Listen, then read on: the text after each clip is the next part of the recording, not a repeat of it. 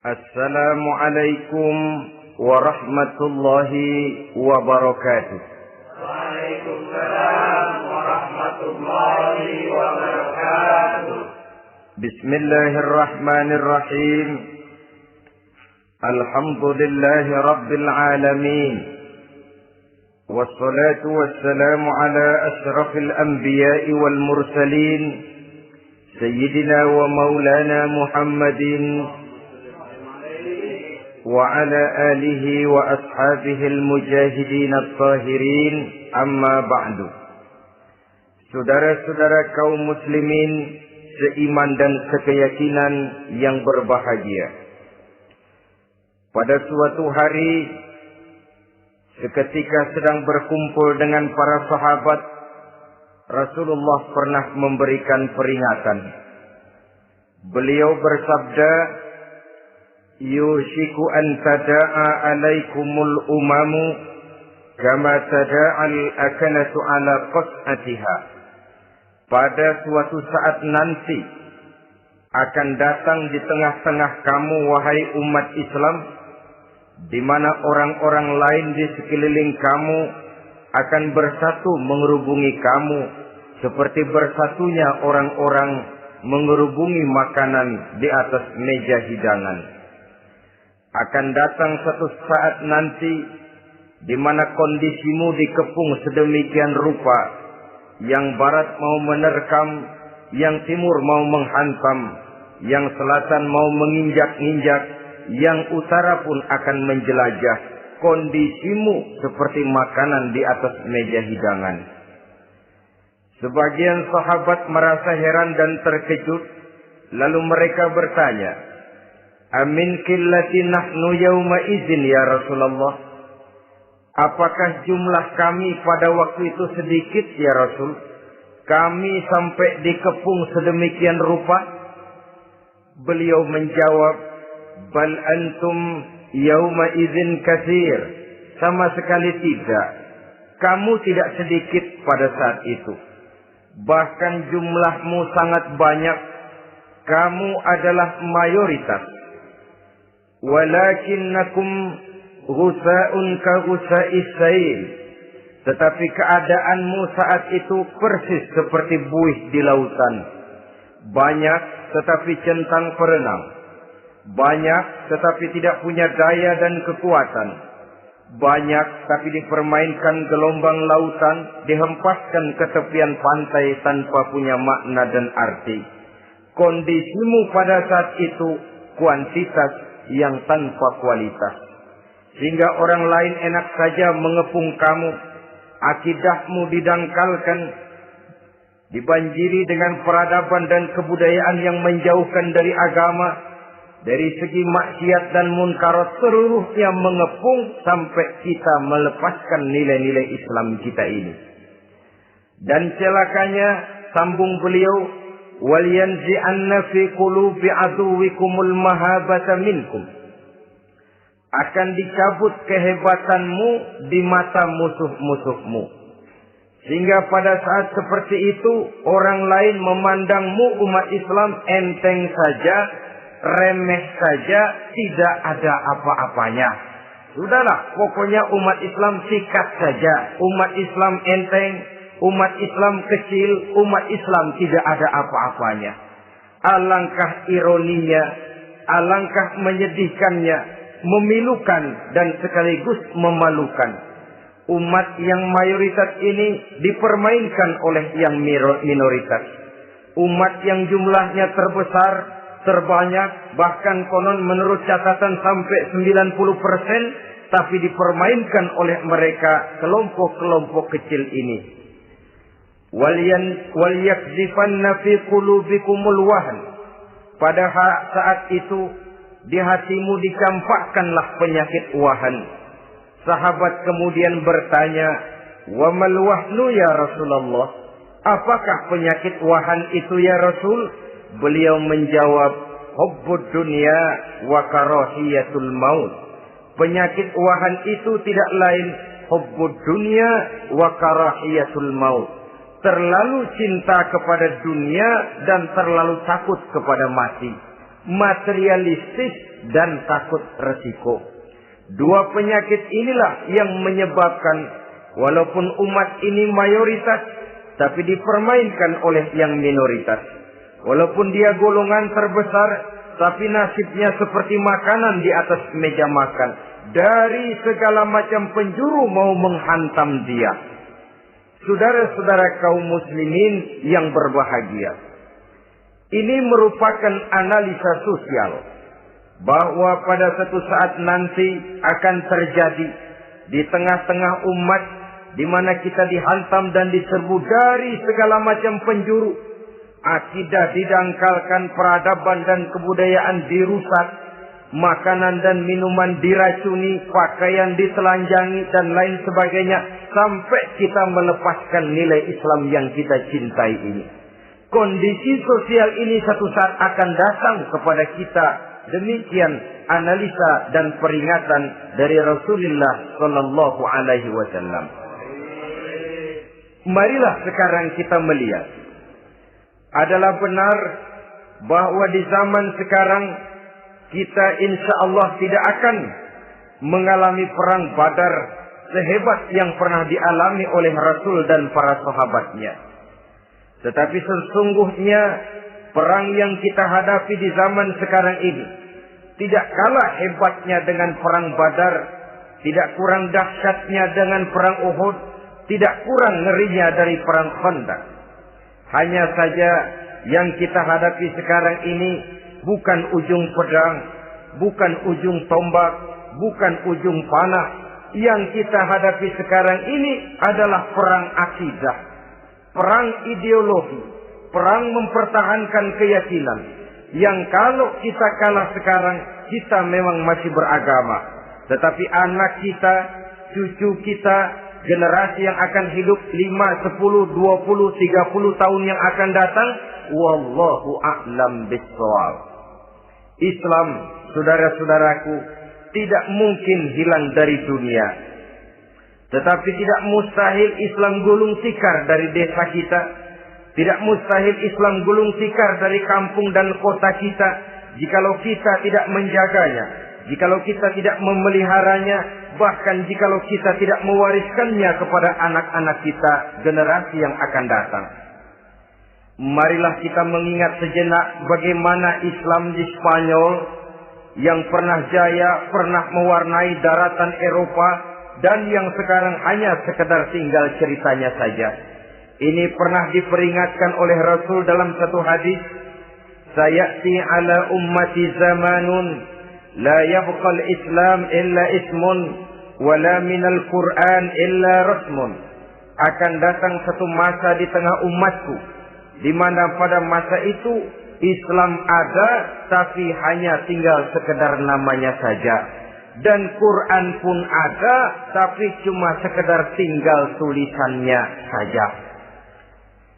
Apabila kita tidak mewariskan ini kepada generasi yang akan datang, maka serbuan-serbuan dari berbagai macam penjuru dari hari ke hari semakin kita rasakan kehebatannya.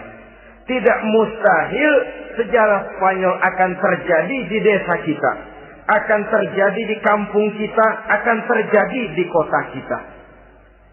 Orang Spanyol, kalau mereka cerita kepada anaknya, mereka akan cerita, nak, di sini dulu ada masjid. Kapan, Pak? Dulu benar dah. Banyak orang Islam kalau hari Jumat pada sembahyang, kapan itu, Pak? Dulu sekali.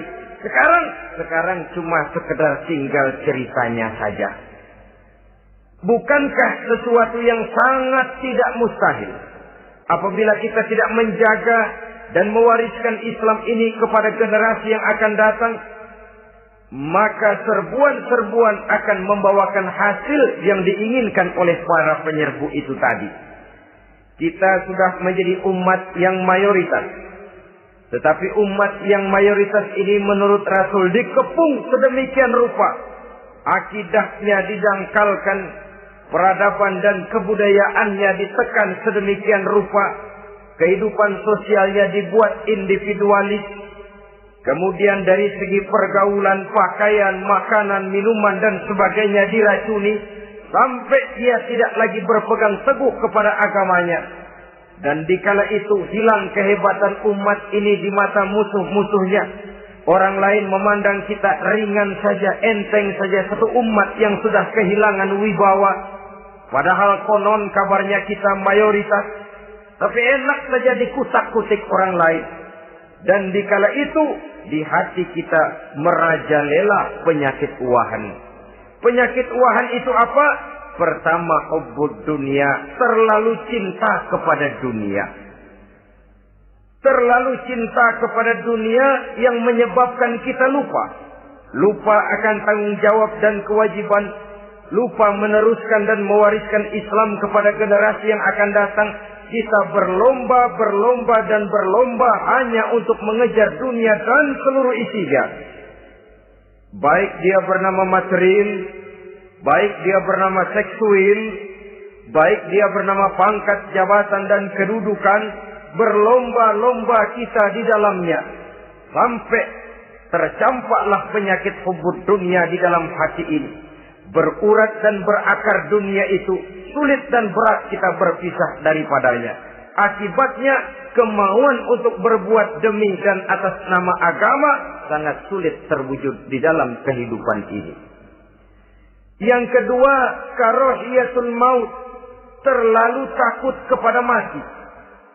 Baik mati ajal, mati dalam artian yang sebenarnya, baik mati usahanya, baik mati karirnya, baik mati pangkat dan jabatannya.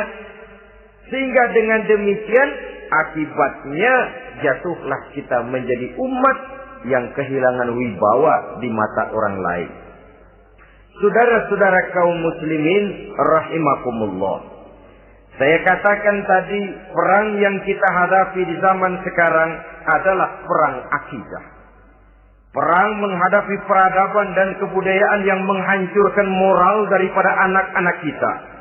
Perang menghadapi banjirnya maksiat dan munkarat.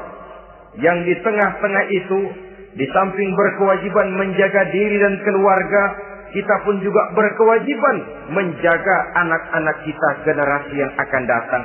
Mengarahkan dan mendidik mereka sesuai dengan yang dikehendaki oleh Allah Subhanahu wa ta'ala. Oleh sebab itu, pada pertemuan kali ini yang akan saya bicarakan ialah bagaimana idealnya seorang muslim lebih dahulu memberikan pendidikan kepada anak-anaknya. Di tengah satu situasi dan kondisi di mana serbuan datang silih berganti melanda dan menghantam umat Islam, kemana anak-anak kita ini harus kita arahkan? Karena kita orang tua mempunyai tanggung jawab. Anak adalah amanah. Menyia-nyiakan amanah adalah dosa. Dan dosa itu merupakan satu dosa yang besar. Bahkan orang tua bisa saja masuk neraka kalau tidak bertanggung jawab tentang anak-anaknya. Satu riwayat menjelaskan ada orang soleh. Ngajinya cukup. Sholatnya cukup. Puasanya cukup, zakatnya cukup, di mana ada majelis taklim hadir, baca Quran hobi, fitnah orang tidak pernah. Di akhirat setelah disidang dia ternyata lebih banyak kebaikannya daripada kejahatannya, maka dia pun diperintahkan dan dipersilahkan masuk ke dalam surga. Giliran anaknya disidang, biang okem nih anak. Ditanya, siapa Tuhanmu? Tidak tahu. Siapa nabimu? Tenyaho. Apa kitabmu? Ora gelem. Kamu pernah sholat? Tidak. Zakat? Tidak. Puasa? Tidak. Judi? Hobi. Zina? Tiap malam. Mabuk? Berat. Wah, brengsek kamu. Kebaikan tidak ada barang sedikit pun, sementara kesalahan dan dosa berlipat ganda. Kamu neraka. Anak ini protes. Benar, saya tidak kenal siapa Tuhan saya. Saya tidak tahu siapa nabi saya. Saya tidak tahu kitab suci dan kiblat saya. Saya tidak sholat, tidak zakat, tidak puasa. Tiap malam saya judi, saya zina, saya mabuk. Tapi saya kerjakan semua itu karena saya tidak tahu dan orang tua saya tidak pernah memberitahu saya. Dia enak-enakan hadir di majelis taklim, saya nyekek botol, didiemin saja.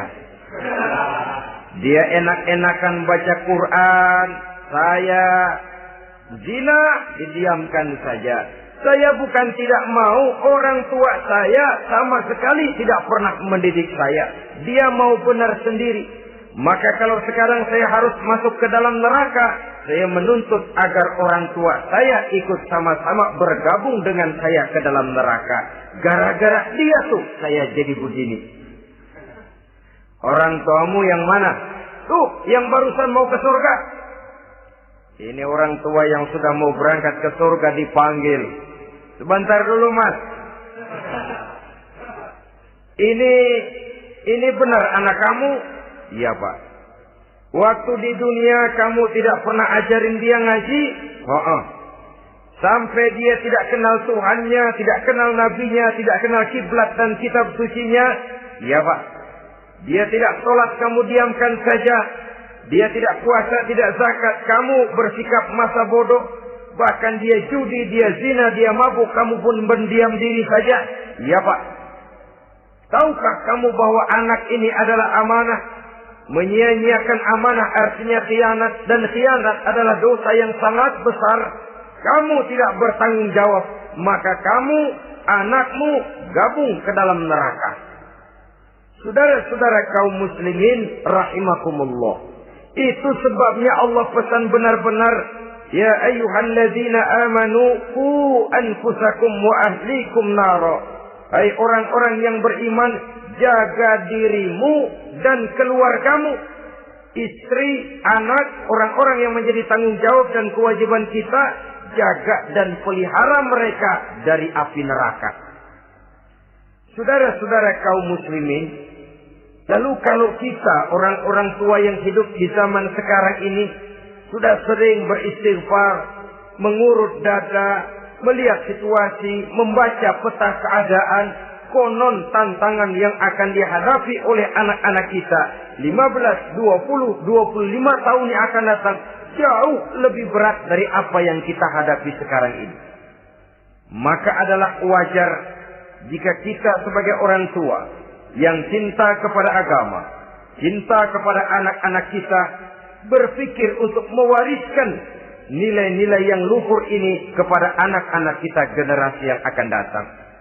Bagaimana pada mulanya kita harus mendidik mereka? Mari kita telusuri apa yang dicontohkan oleh Al-Quranul Karim.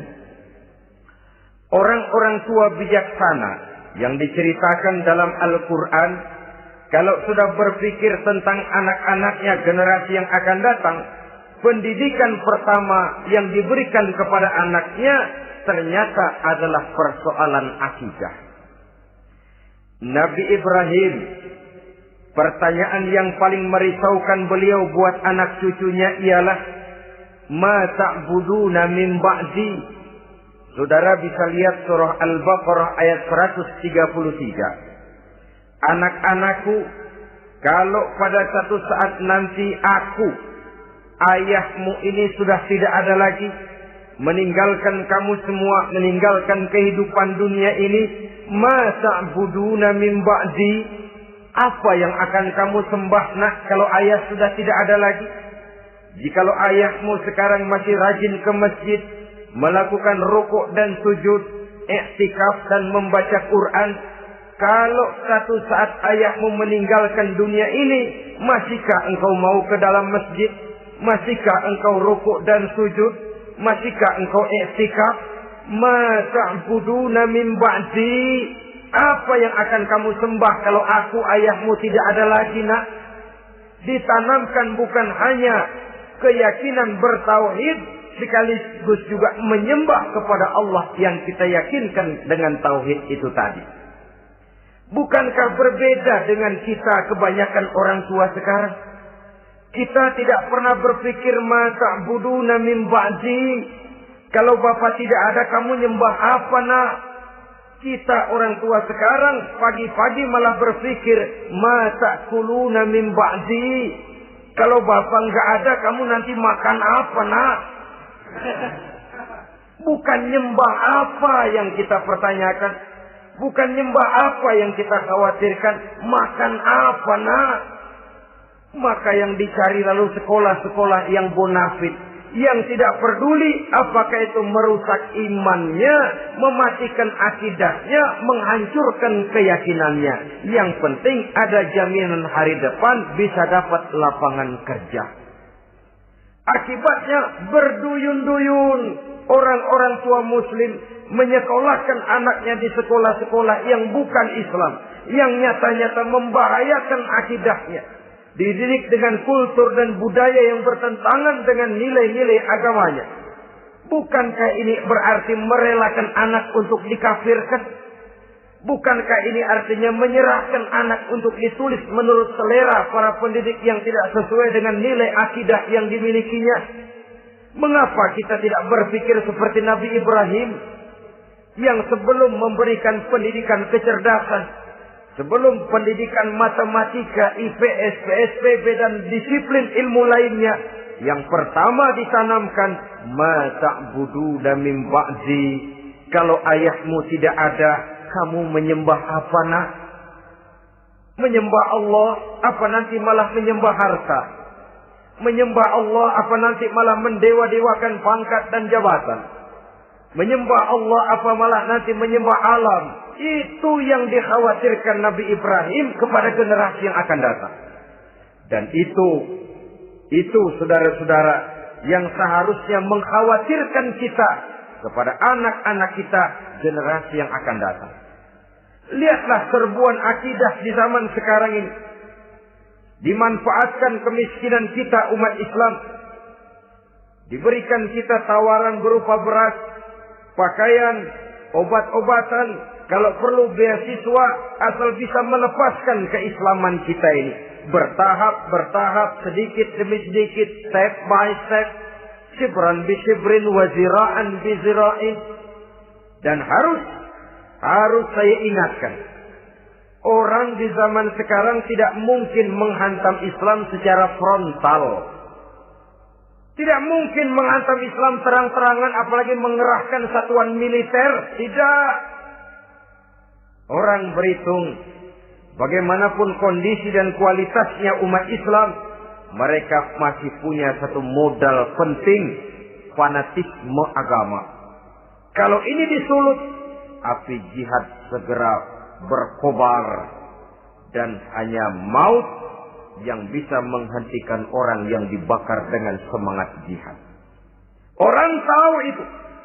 Betapa Uni Soviet kedodoran menghadapi mujahidin Afghanistan yang disulut oleh semangat jihad yang berkobar dengan persenjataan yang primitif ketimbang persenjataan Uni Soviet.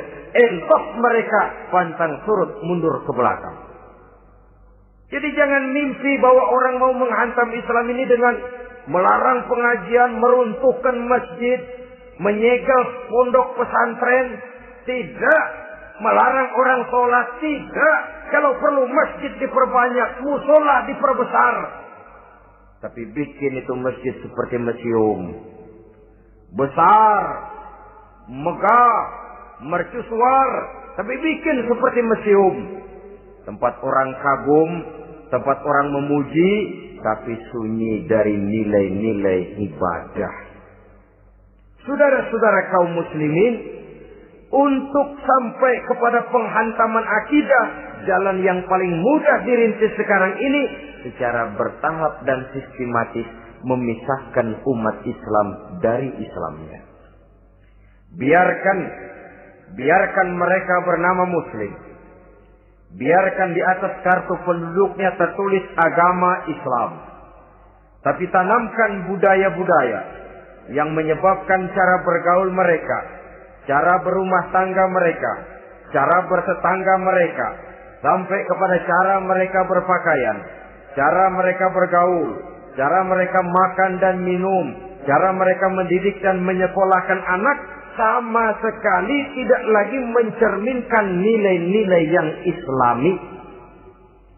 Itu sudah satu usaha yang paling praktis, memisahkan umat Islam dengan Islamnya. Kalau sadarlah kita ke arah ini usaha orang di zaman sekarang, maka yang harus pertama kita tanamkan kepada anak-anak kita, didik mereka dengan jiwa tauhid yang mengkristal di dalam batinnya, meresap sampai ke tulang sumsumnya, yang tidak akan sampai pun nyawa berpisah dari badannya. Akidah itu tidak akan berpisah dari hatinya. Bahkan dia sanggup dengan tegar berkata, lebih baik saya melarat karena mempertahankan iman daripada hidup mewah dengan menjual akidah. Satu khitbah, satu garis kehidupan yang perlu kita wariskan kepada anak-anak kita, generasi yang akan datang. Dahulu ada satu tradisi, saudara-saudara. Kalau anak gadis kita dilamar orang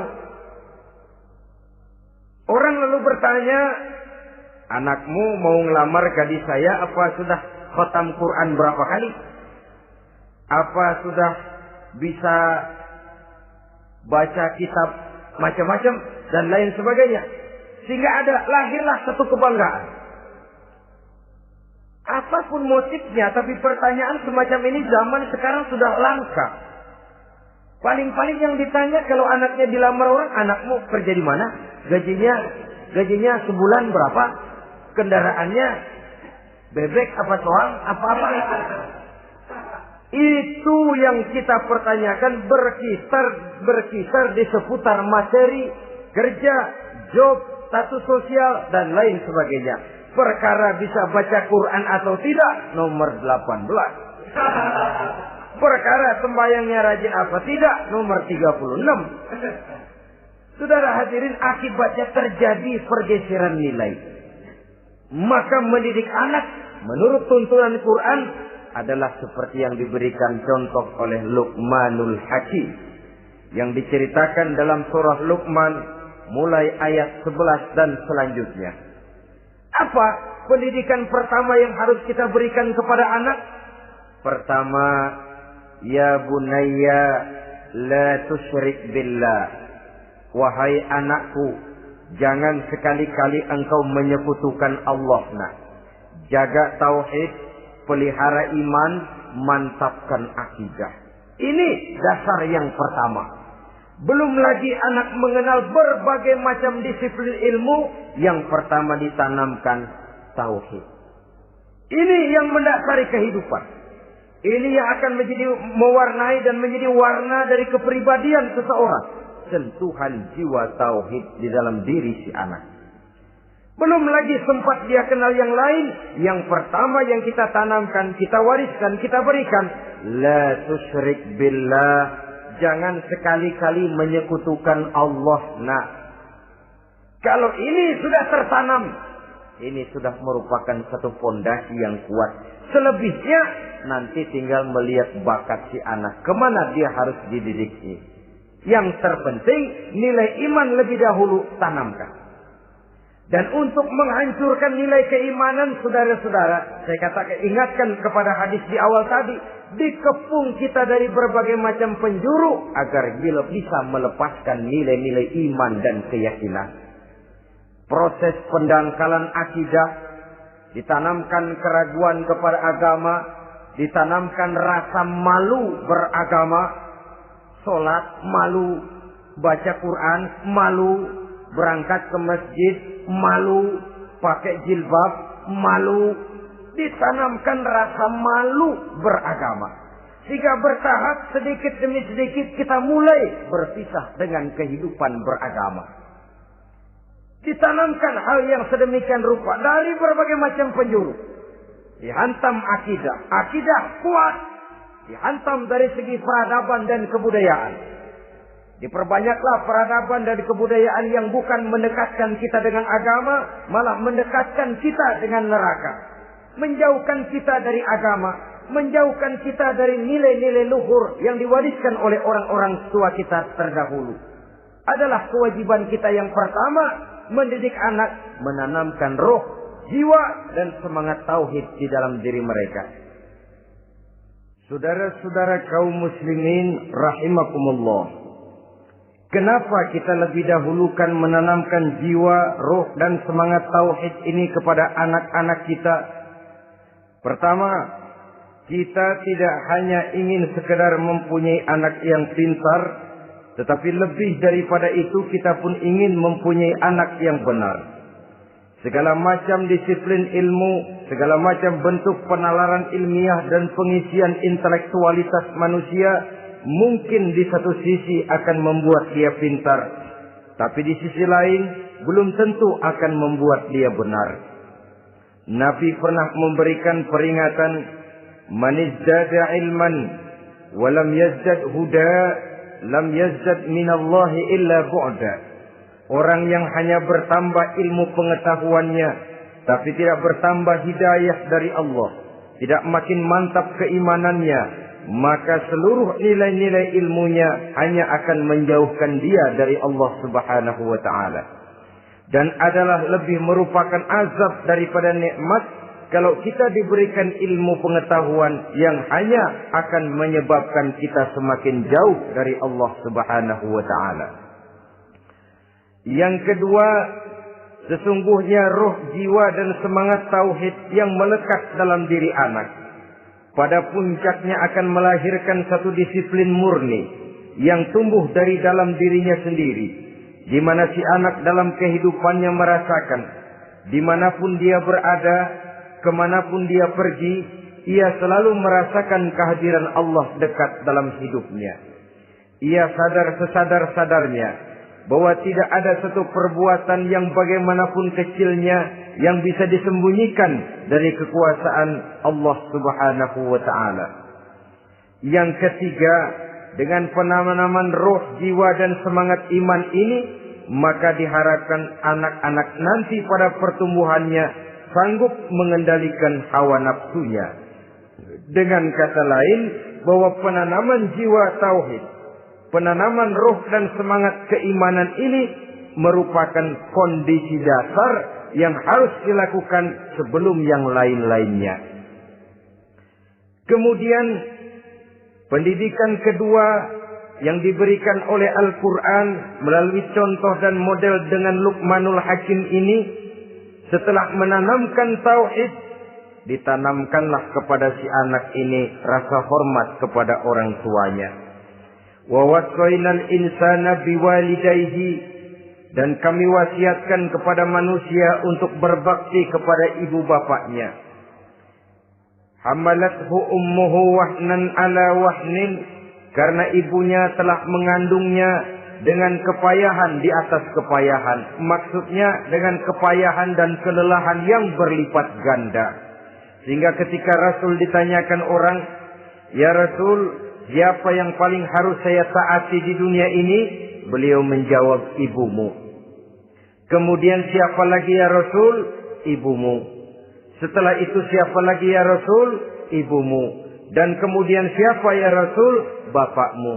Ibu, ibu, ibu, bapak. Bahkan al-jannatu tahta aqdamil ummahat, surga berada di bawah telapak kaki ibu. Bagaimana menanamkan rasa hormat kepada orang tua di hati anak? Tentu yang pertama, bagaimana orang tua bisa memberikan keteladanan. Marilah kita sebagai orang-orang tua ini menyadari bahwa sebelum anak kenal sekolah dasar, sebelum anak kenal TK, ibtidaiyah, sanawiyah, sampai kepada perguruan tingginya, yang pertama dia kenal adalah lingkungan rumah tangganya, gurunya adalah ibu bapaknya. Di sini berlakulah apa yang dinamakan keteladanan. Keteladanan jauh lebih berhasil daripada sekedar teori-teori yang muluk. Keteladanan jauh lebih berhasil daripada berbagai macam indoktrinasi dan penataran. Kurangnya keteladanan akan menyebabkan anak mencari pola. Apabila kita orang tua ini tidak bisa memberikan keteladanan yang baik kepada anak-anak kita, maka pada suatu saat anak-anak akan menganggap enteng dan kehilangan wibawa kita sebagai orang tua di mata mereka. Dikala itu akan sangat sulit kita membentuk kepribadian mereka. Bukankah di zaman sekarang ini kita banyak mengalami krisis wibawa, krisis figur? Ada yang karena rapotnya merah melulu, gurunya dikeroyokin. Pak guru pulang sekolah dicegat. Bahkan nyaris ada orang tua pernah dibunuh oleh anaknya sendiri. Dan lain sebagainya, kasus-kasus yang sebenarnya tidak perlu terjadi. Karena memang bukan saja bertentangan dengan nilai budaya kita sebagai bangsa, tapi juga bertentangan dengan ajaran agama kita sendiri. Krisis wibawa, krisis figur, yang juga akibatnya harus kita sadari banyak faktor yang membentuk kepribadian anak. Pergaulannya, yang dibacanya, yang ditontonnya, yang disaksikannya di dalam kehidupan. Benar kita menyekolahkan mereka, tapi berapa jam mereka di sekolah? 6 jam, 7 jam paling lama. Sedangkan mereka hidup satu hari satu malam 24 jam. Kalau cuma 7 jam di sekolah, ini berarti lebih banyak dia di luar sekolah. Dan di luar sekolah itu artinya ya rumah tangganya, ya temannya, ya lingkungan di mana dia tinggal, yang seluruhnya sangat besar pengaruhnya dalam ikut membentuk kepribadian anak-anak kita. Saya katakan tadi, di samping kita menghadapi perang akidah, kita pun berhadapan di dalam perang menghadapi peradaban dan kebudayaan yang bukan saja menjauhkan kita dari agama, tetapi sanggup menghancurkan moral daripada anak-anak kita. Secara pribadi, saudara-saudara, saya iri, saya kagum misalnya dengan kemajuan yang diperoleh oleh negara tetangga kita, Jepang misalnya. Padahal tahun 45 ia pun hancur lebur oleh meledaknya atom di Hiroshima dan Nagasaki. Tapi bagai satu tenaga raksasa kemudian Jepang bangkit. Menjadi satu negara superpower di Asia. Bahkan gurunya saja Amerika sekarang ini kewalahan menghadapi perang dagang dengan Jepang ini. Dan yang menarik, Jepang bisa maju dan modern dengan tetap menjadi Jepang. Tanpa harus kehilangan identitasnya sebagai satu bangsa. Tanpa harus kehilangan kepribadiannya sebagai satu bangsa. Sebagai negara yang sedang berkembang, kita sering latah. Kita ingin meniru Barat, tapi bukan teknologinya, westernisasinya yang kita tiru. Bukan isinya, kulitnya yang kita ambil. Akibatnya apa? Modernnya belum, orangnya sudah Barat. Bergaulnya sudah cara Barat, berumah tangganya sudah cara Barat, berpakaiannya sudah cara Barat, mendidik anaknya sudah cara Barat. Di mana ketemu orang tua cukup hello daddy. Kulitnya kita ambil, sementara isinya kita campakkan. Ironi dan menyedihkan. Padahal kita sesungguhnya bisa maju dan modern. Bisa mengejar segala ketinggalan dan keterbelakangan kita. Dengan tetap menjaga nilai-nilai luhur budaya kita sebagai satu bangsa. Mengambil isinya. Dan kalau memang tidak perlu, lalu mencampakkan kulitnya. Pengaruh peradaban dan kebudayaan yang menghancurkan moral daripada anak-anak kita. Oleh pesatnya arus teknologi. Oleh pesatnya arus komunikasi. Di mana hal-hal yang terjadi di belahan dunia lain dapat kita saksikan hari ini juga melalui layar televisi yang terjadi di Amerika, di Eropa, di Afrika, di ujung dunia yang paling ujung sekalipun. Di ujung dunia yang paling ujung, hari ini kejadian, hari ini sudah bisa kita saksikan. Pesatnya arus komunikasi, kalau jatuh ke tangan anak-anak kita yang belum mempunyai filter, daya saring positif, akan dicerna oleh mereka tanpa memilah dan memilih. Akibatnya orang kampung bilang kelolodan.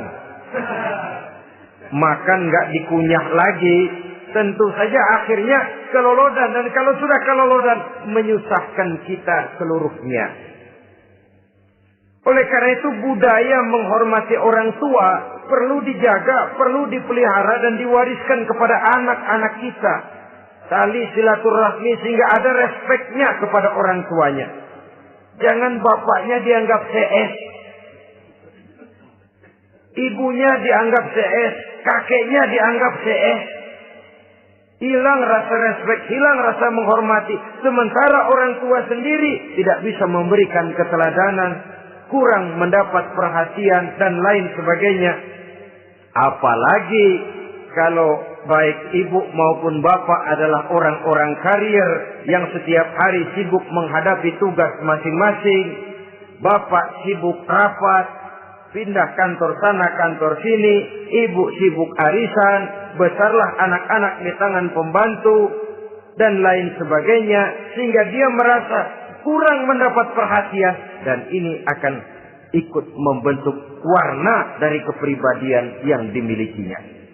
Sampai kepada pelosok-pelosok desa, jaringan televisi memang menguntungkan. Tapi kalau sudah sampai kepada menayangkan budaya-budaya yang tidak sesuai dengan pola di mana mereka tinggal, pola lingkungannya, dan ingin mereka terapkan dalam kehidupan, ironi dan menyedihkan. Maka sering dikatakan, jikalau ABRI masuk desa, rakyat beruntung. Jikalau listrik masuk desa, rumah jadi terang. Jikalau koran masuk desa, rakyat jadi cerdas. Jikalau hakim masuk desa, rakyat lalu sadar hukum. Tapi jikalau maksiat dan munkarat masuk desa, minuman keras masuk desa, judi masuk desa, pelacuran masuk desa, rakyat tentu kiamat. Dan kita harus punya budaya untuk memilah dan memilih, mempunyai filter untuk jadi daya saring positif. Oleh karena itu, saudara-saudara, tahap kedua setelah menanamkan jiwa tauhid kepada anak, tanamkan rasa hormat kepada orang tuanya. Orang tua itu ibu bapaknya, orang tua itu guru-gurunya yang mengajarkan dia, atau yang dianggap tua yang lebih senior dari dia. Karena tidak ada satu peradaban yang berdiri sendiri. Bagaimanapun maju dan modernnya kita sekarang, tentu merupakan mata rantai yang berkaitan dari generasi terdahulu. Ini yang kedua. Setelah tauhid, berbakti kepada ibu dan bapak. Tidak ada satu kebahagiaan yang bisa ditegakkan di dunia ini tanpa doa, tanpa restu daripada ibu dan bapak. Ini keramat hidup. Doanya dikabul Allah dan kutuknya juga dikabul oleh Allah Subhanahu wa ta'ala. Jadi mendidik anak setelah menanamkan jiwa tauhid, menanamkan rasa hormat dan taat berbakti kepada ibu bapaknya. Itu yang kedua. Kemudian yang ketiga, melalui model Luqman, Quran mendorong kita untuk mendidik anak, menanamkan etika otonom. Apa itu?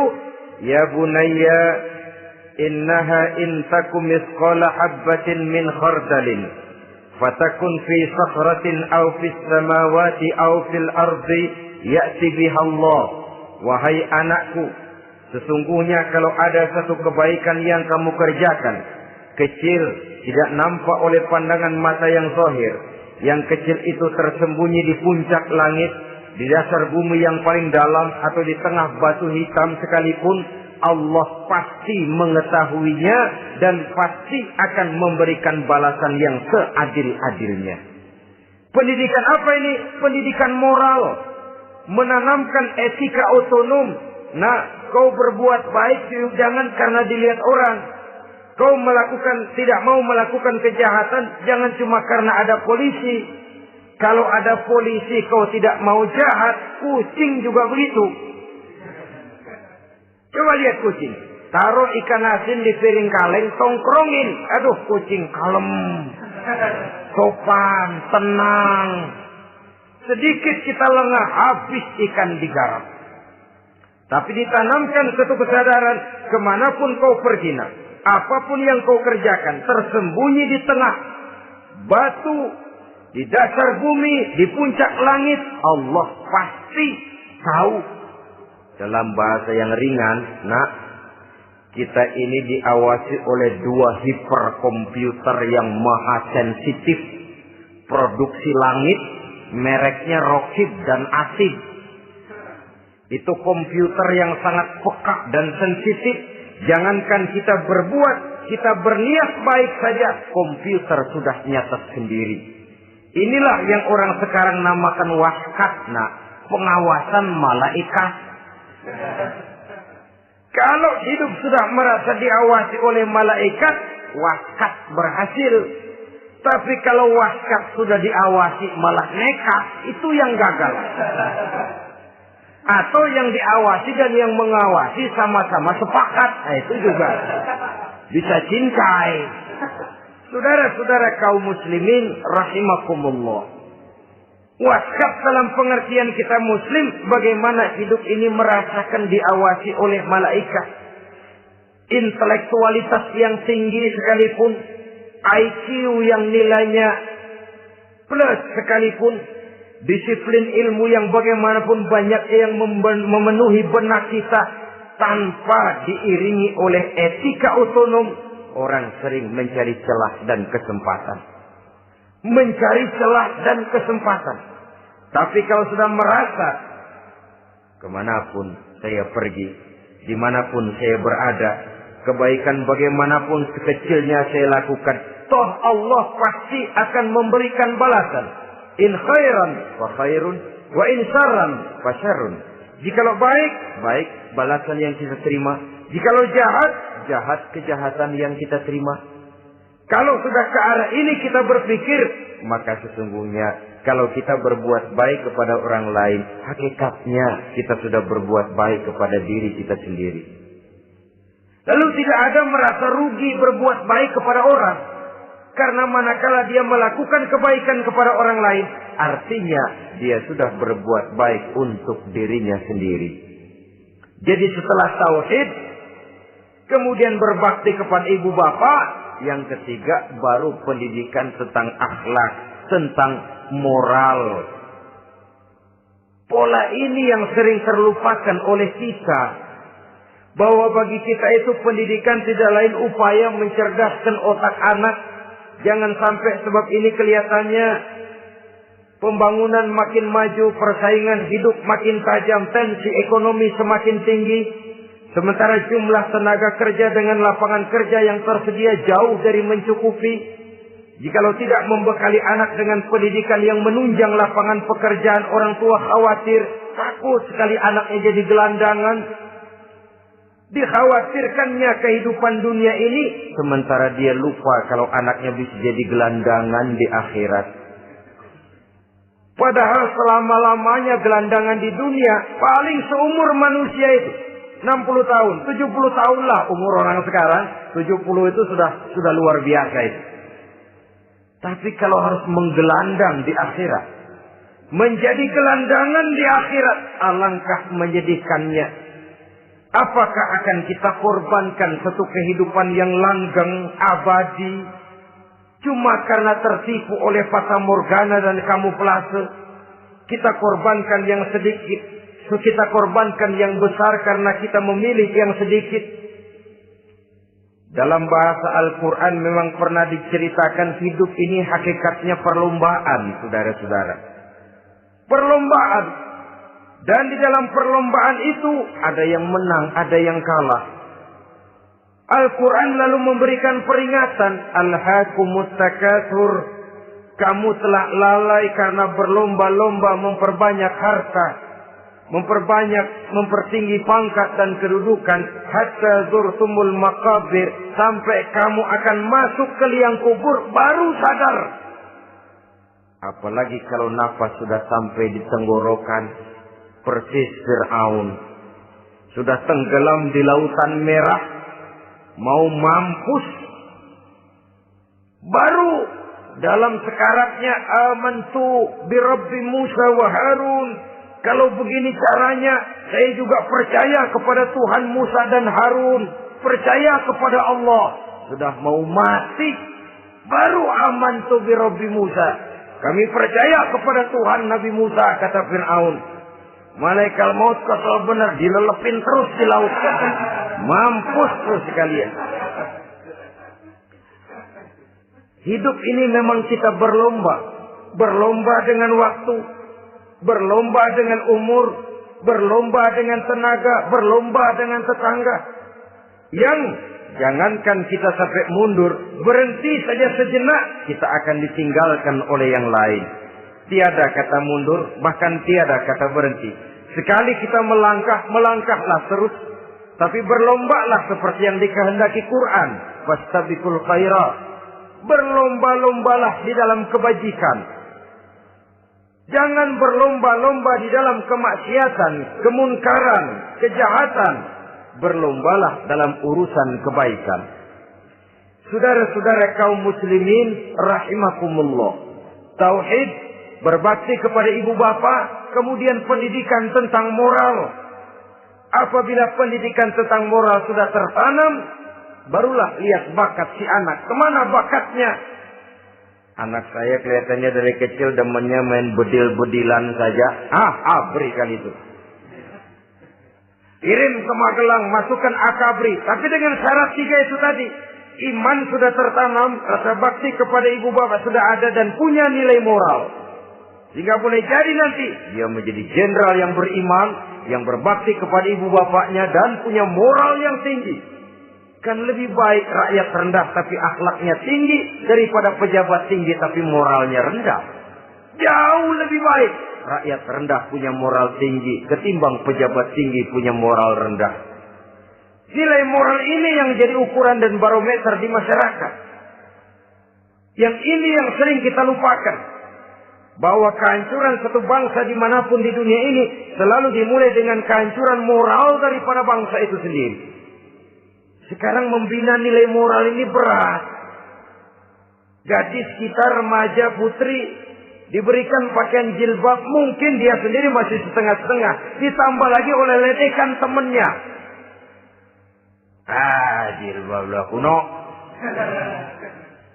Bau surga lah, bau masjid lah, bau menyan lah. Ditanamkan rasa malu untuk hidup dekat dengan agama. Kalau moral semacam ini sudah tertanam, sedikit demi sedikit kita mulai mengucapkan selamat tinggal kepada agama. Dan kemalangan apa yang lebih malang kalau kita sudah jauh dari agama ini?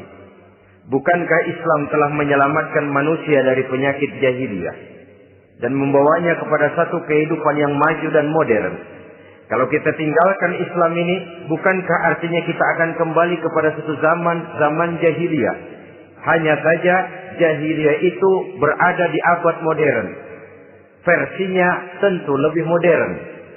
Kalau zaman jahiliyah dulu mabuknya pakai arak, zaman sekarang sudah macam-macam orang bisa mabuk. Kalau zaman jahiliyah dulu anak perempuan dikubur hidup-hidup, zaman sekarang kadang-kadang belum sempat lahir ke dunia, malah sudah dibunuh lebih dahulu. Versinya saja yang berbeda. Kalau di zaman jahiliyah dahulu manusia menyembah batu yang bernama Latta, Uzza, Manat dan Hubal. Di zaman jahiliyah modern sekarang ini orang sering menyembah kepala bagiannya, sering menyembah atasannya, sering menyembah komputer, sering menyembah teknologi modern yang lebih diyakininya daripada Allah sebagai keyakinan sentral di dalam hidupnya. Saudara-saudara kaum muslimin rahimakumullah. Jadi yang ketiga, nilai moral yang ditanamkan kepada anak-anak kita supaya dia bisa menghadapi tantangan-tantangan hidup yang semakin berat ini dengan tetap berpegang teguh kepada nilai-nilai moral yang diwarnai oleh jiwa keimanannya yang bersumber dari ajaran agamanya. 3. Kemudian yang keempat, barulah tatanan kehidupan sehari-hari. Apa kata Luqman? Ya bunayya aqimis shalah. Setelah bertauhid, berbakti kepada ibu bapa, punya nilai moral. Ya bunayya aqimis shalah. Nak, dirikan salat. Rumah tangga muslim. Anak berumur 7 tahun sudah berani meninggalkan salat. Kata Nabi, pukul. Bukan untuk menyakiti, untuk mendidik. Karena sayang kepada anak. Saudara-saudara, kita khawatir betul kepada anak. Kalau dia pulang dari sekolah, buru-buru kita sebagai orang tua bertanya, sudah makan nak? Sudah istirahat nak? Tapi jarang kita sebagai orang tua melontarkan, sudah sholat nak? Bahkan kita bisa memberikan sugesti kepada anak. Nah, kalau kau naik kelas 1 sampai naik ke kelas 2, bapak beliin sepeda. Tamat SD nak, motor. Tamat SMP nak, ke Bali kita.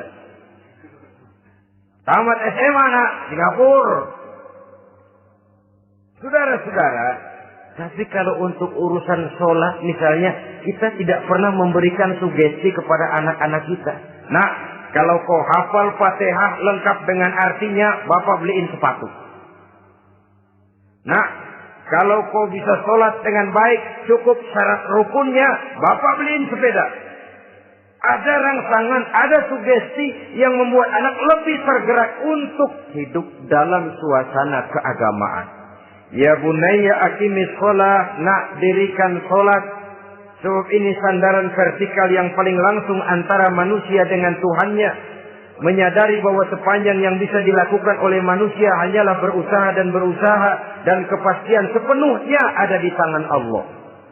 Dengan sholat kepribadianmu diperteguh. Dengan sholat sandaran vertikalmu kepada Allah diperkuat. Dan pada waktunya nanti Al-Quran memberikan bimbingan. Hendaklah minta tolong kepada Allah dengan sabar dan tetap mendirikan sholat. Ya bunayya aqimis sholat. Setelah itu, wa'mur bil ma'rufi wanha 'anil munkar. Tegaklah membina yang ma'ruf, tegaklah mencegah yang munkar. Ini sikap hidup sudah. Sholat tadi tugas hidup. Lalu sikap hidup tampil di tengah masyarakat, membina yang ma'ruf, mencegah yang munkar sesuai dengan kesanggupan masing-masing. Bukankah setiap kita kepingin punya anak yang bermanfaat? Setidaknya bagi keluarganya, syukur kalau bisa bagi lingkungannya, bagi masyarakat, bangsa dan negaranya.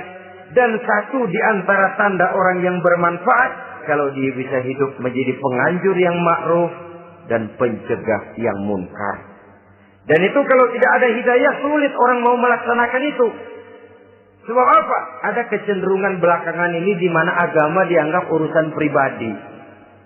Sehingga orang lalu sering bilang, jangan bawa-bawa agama dah, itu kan bukan urusan agama. Ini sudah ciri berpikirnya sekuler. Jangan bawa-bawa agama. Agama urusan pribadi. Artinya orang mau sholat mau enggak, jangan bilang apa-apa dah. Urusan dia sendirian. Dia mau puasa dia enggak, merdeka saja, urusan pribadi.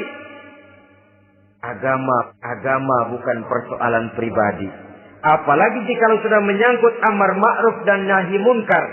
Siap menegakkan yang baik, mencegah yang munkar untuk tegaknya satu masyarakat yang diwarnai oleh kebaikan dan terhindar dari segala macam kejahatan.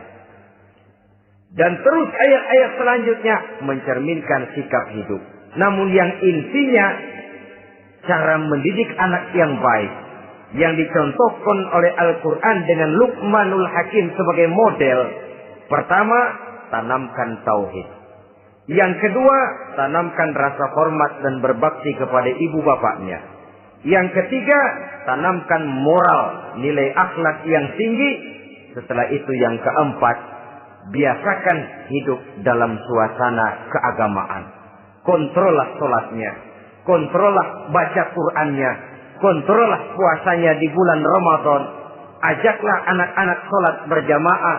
Sehingga dengan demikian dia terbiasa oleh satu suasana yang mendekatkan dia dengan nilai agamanya.